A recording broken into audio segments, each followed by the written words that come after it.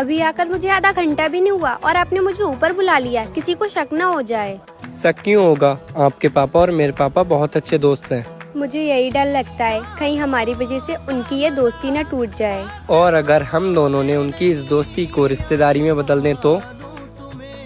भाई की शादी हुई नहीं, अपना नंबर पहले लगा रहे हो तुम। 4 दिन बाकी हैं भैया की शादी को, बोलो तो दोनों भाई एक ही मंडप में बैठ जाते हैं। आप तैयार हो?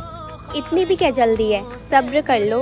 मैंने सुना है सब्र का फल बहुत अच्छा होता है। कब तक सब्र करूं, बचपन से लेके अभी तक एक ही कॉलेज एक ही स्कूल, अब एक ही घर में रहना चाहता हूं। बन जाओ ना मेरी दुल्हन।